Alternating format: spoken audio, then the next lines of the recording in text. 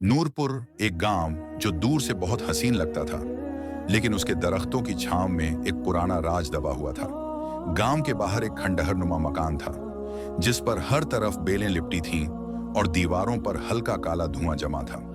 लोग कहते थे उस घर में कभी 4 बहनें रहा करती थीं, अलीशा, राफिया, हलीमा और जैनत। लोग उन्हें 4 परियां कहते थे, क्योंकि उनका चेहरा नूर से दमकता था, आंखों में सादगी और बातों में तहजीब थी। मगर एक रात वो सब खत्म हो गया। गांव की मस्जिद से अजाने ईशा हो चुकी थी।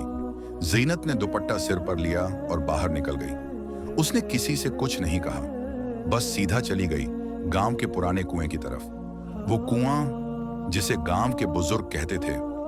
इस कुएं में एक वक्त जिन्न कैद किया गया था, जिसे कुरान की 41 मर्तबा तिलावत से बांधा गया था। जीनत कुएं के पास बैठ गई और देर तक पानी में अपनी परछाई देखती रही।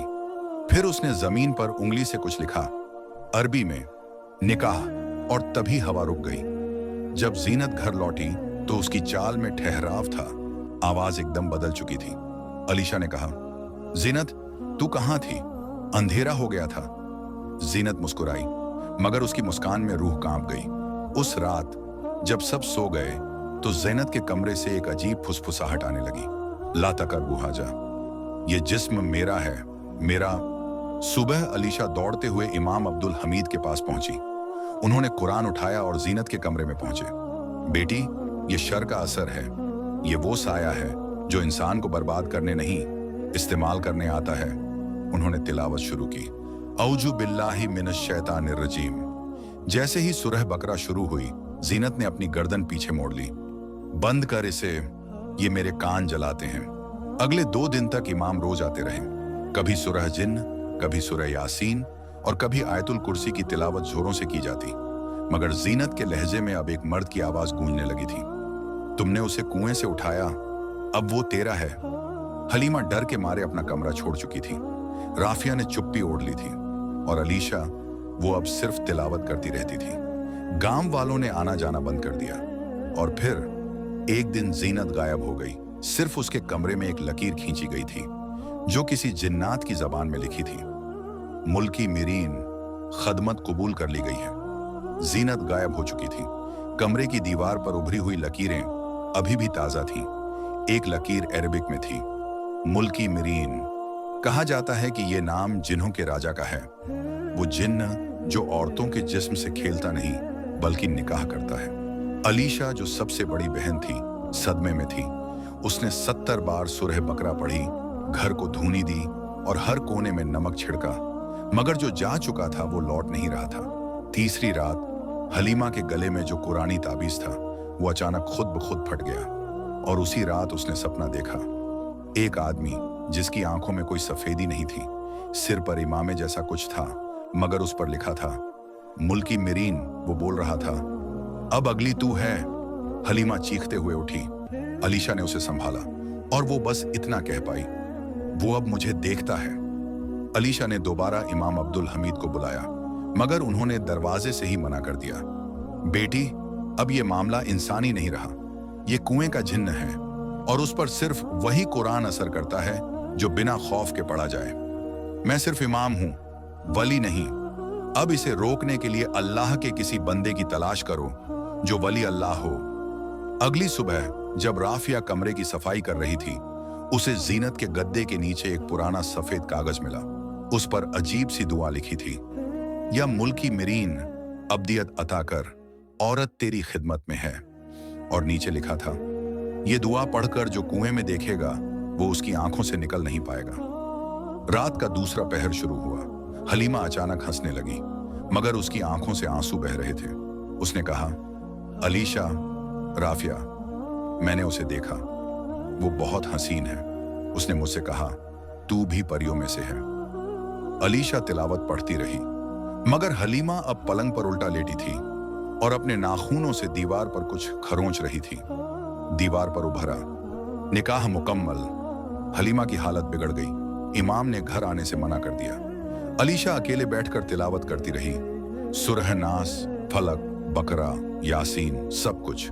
मगर शैतान ने घर का रास्ता पकड़ लिया था।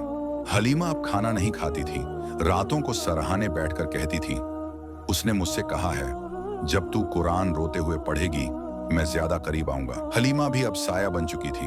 वो कमरे में किसी से बात करती और जवाब भी खुद देती। अलीशा ने आखिरी बार बहनों की तस्वीर उठाई। चारों साथ थी, हंसते हुए, मासूमियत से भरी। अब उस तस्वीर में सिर्फ दो हंसी चेहरों के पीछे साया था। ज़ैनब गायब, हलीमा बेहोश। अब बची थी सिर्फ राफिया, सबसे सीधी और खामोश। राफिया अब पांचों नमाजें वक्त पर पढ़ती थी, कुरान के साथ साथ हजरत इब्राहिम और सन की दुआएं याद करती। वो जानती थी अब अगली बारी उसकी है। एक रात वो अलीशा से कहने लगी, दीदी अगर मैं भी चली जाऊं तो मुझे जमीन में मत दफनाना, मुझे मस्जिद के पास जगह देना। अल्लाह मुझे बचा ले तो शायद मैं बाकी बहनों के लिए दुआ कर सकूं। अलीशा ने उसे गले से लगा लिया, मगर उस वक्त खिड़की के बाहर एक साया खड़ा देख रहा था।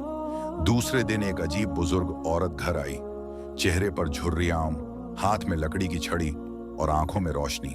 उसने कहा, मैं बानो खाला हूं, जिस कुएं का नाम तुम डर के साथ लेते हो मैं उसे कदीमी इल्म से जानती हूं। तुम तीनों बहनों पर नहीं, उस जिन्न के मंशूबे पर हो। वो तुम्हें बीवी नहीं वजीफा बनाना चाहता है।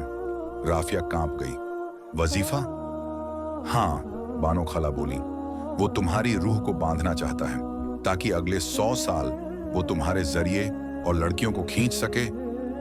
बानो खाला ने पूरे कमरे में काली रेत से दायरा बनाया, बीच में कुरान रखा और बोली, अब जो भी अंदर आए सिर्फ हक या बातिल में से एक जाएगा।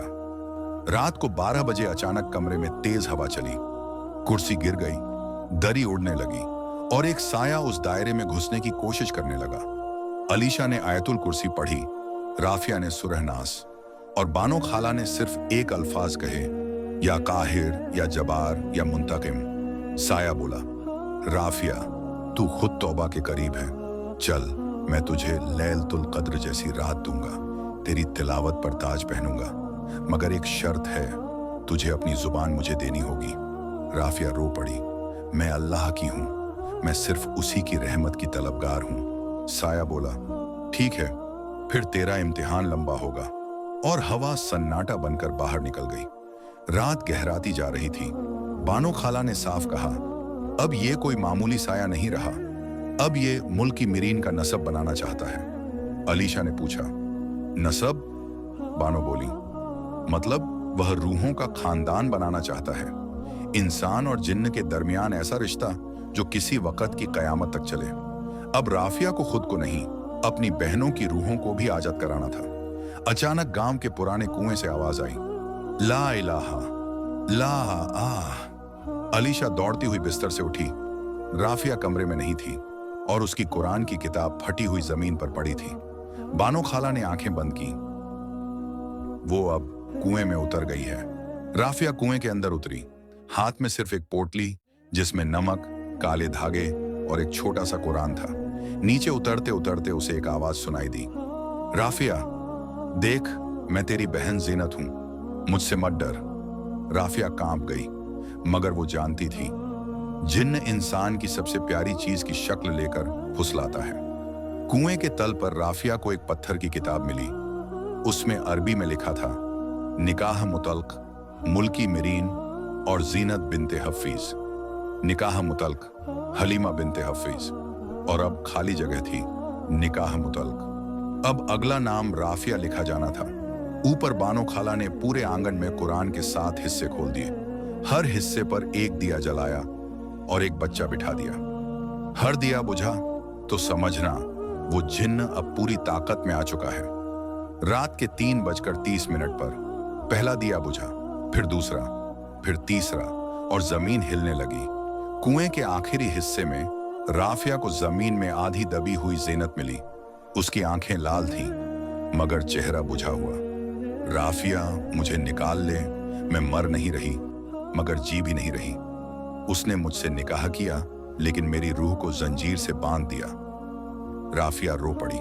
उसने कुरान की आयत पढ़ी, कफा बिल्लाहि वकीला, और तभी जमीन कांपी।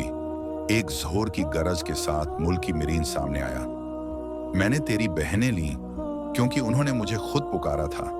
एक ने आरजू में, दूसरी ने डर में, मगर तू तू मुझे मजबूर कर रही है मेरी हदें तोड़ने को।